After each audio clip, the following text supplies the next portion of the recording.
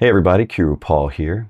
In today's video, I'm going to be talking about how to get along with people in Spanish. And I don't mean getting along with Spanish people, but how to express, that you love someone, like someone, get along with them, detest them. There's different ways to say that in Spanish. I'm going to be covering them all today. All right, let's go ahead and start on the positive end of things with love, and then we'll work ourselves, down into detesting people. Now, the big verb on the list here is amar. And it means to love.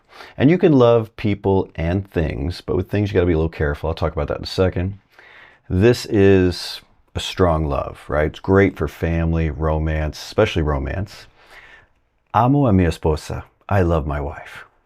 Te amo. I love you. You can love your children. Amo a mis hijos, right? Fits really well for that type of love.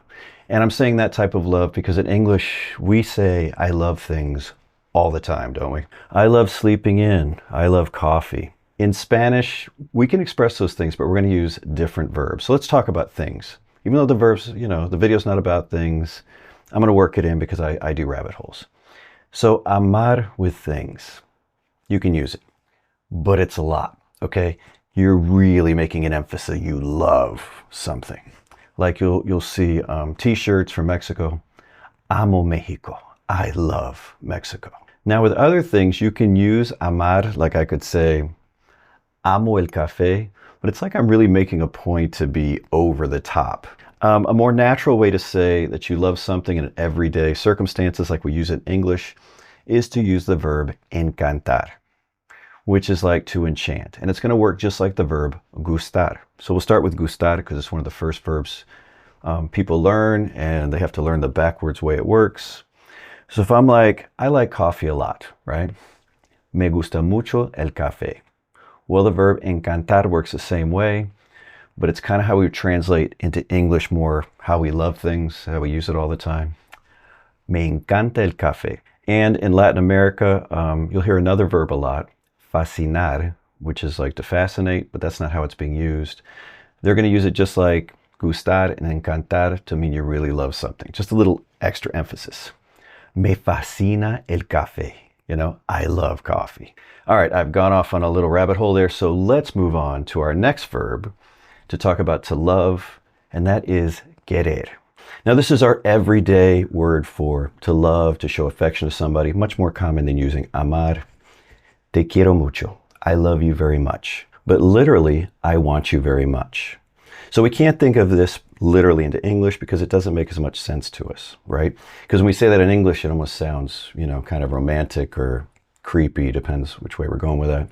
With querer, it's just everything from really passionate love to more like, emotional love. You could tell your friends, hey, te quiero, I love you. Now, I just want to talk about querer with things because we talked about amar with things. We're not going to use querer to mean we love things because it means to want. So if I said, quiero el café, it just means I want the coffee. Now, the next one on our list is to like people. Now, one of the verbs that, Spanish learners tend to cling to for this is they use gustar. They want to put people in there.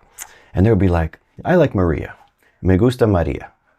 And what they don't realize is that that verb can often come with emotional or romantic overtones.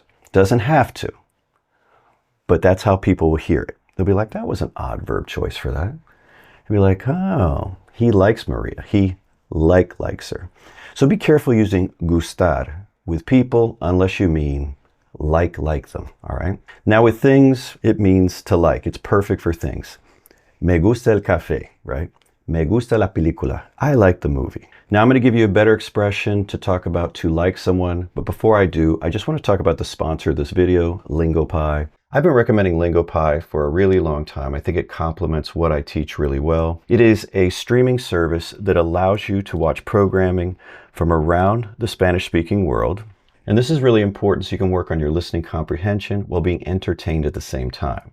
Because let's face it, learning Spanish can be kind of boring at times. There is a ton of programming in here to help you. One of the things I really like about it is I can search by country. So let's say I'm working on the Spanish from Spain. I could just click on that. This is a show I really like, Serve and Protect, Servir y Proteger. So I can click on it, has multiple episodes. I'm going to jump to the middle of the episode and turn down the volume so I don't get a copyright ding, and also so you can hear me. This is completely interactive. This is not just you watching a show.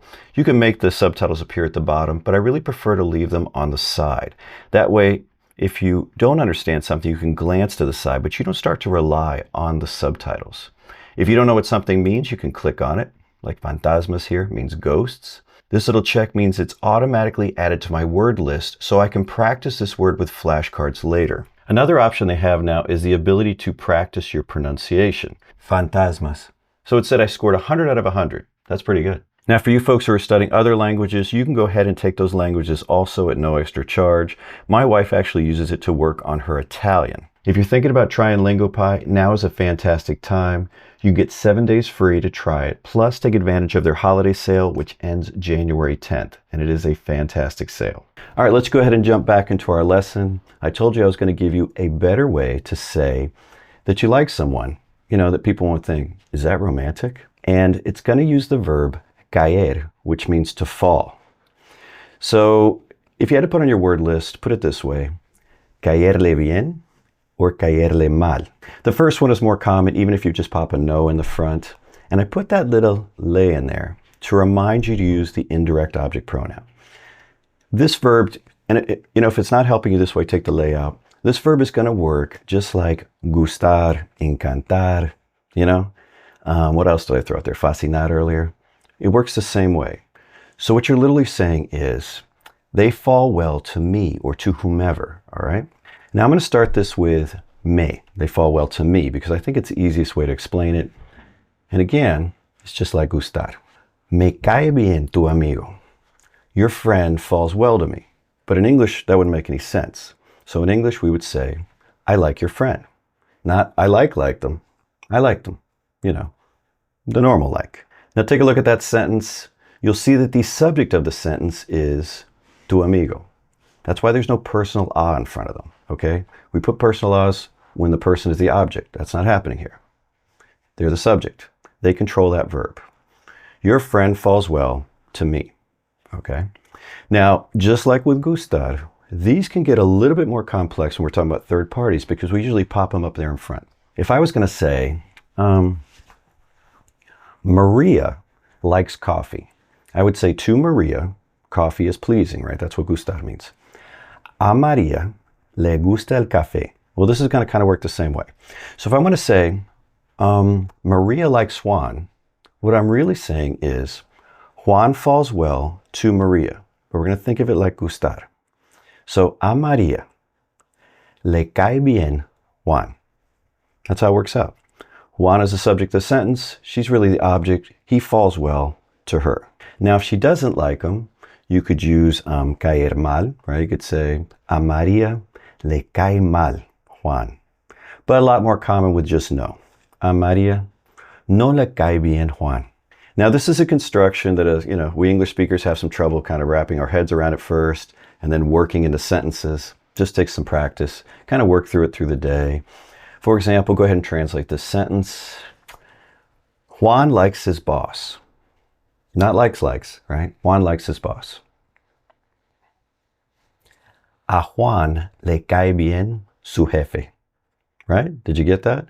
Just kind of play with that one a little bit. Once you get it down, you'll say, hey, just like gustar, just like encantar, just like so many other verbs in Spanish, I got this. The next one on our list is to get along with someone.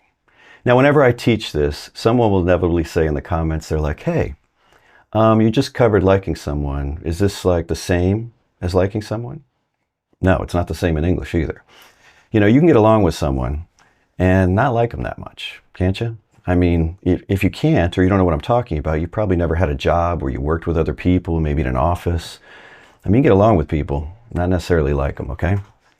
So to get along, we're going to be using the verb llevar, to carry, in the pronominal form, llevarse. And for your word list, we're going to have llevarse bien or llevarse mal. And guess which one is we get along? Bien, right? Don't get along? Mal. So there's a couple ways we can use this, and one of them is with the word con, the preposition con.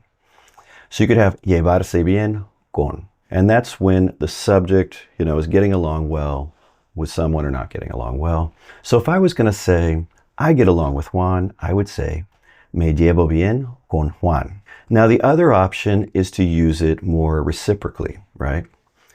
Nos llevamos bien. We get along well. María y Juan se llevan muy bien. Maria and Juan get along very well. This is a great one for your Spanish toolbox. All right, let's go ahead and start with unbearable people, right? I can't stand that guy. They're just unbearable. Our verb here is going to be soportar. And you need a good adjective here, right? So it's insoportable. So you could say, oh, ella es insoportable. She is unbearable. Like, I can't stand this person, right? Now, as a verb, we're just going to pop it in normally. It's not going to work like gustar or fascinar or caer. It's pretty straightforward. If I want to say, I can't stand that guy, it'd be like, I can't bear that guy, right? No soporto a ese tipo. No soporto ese tipo. I can't stand Maria. She is unbearable. No soporto a María. Es insoportable. Right? This is a judgment. It's strong, all right? If you say this kind of thing at work, they may call you down to HR. I'm just telling you. It's not profanity or anything, but it's strong. The next two I'm just going to stick together here, even though the second one is stronger than the first. Detestar, to detest. And that one looks and sounds like English, so you shouldn't have too much trouble remembering it. And odiar, which means to hate. Okay, that one is really, really strong. Let's start with detestar. That is an intense dislike.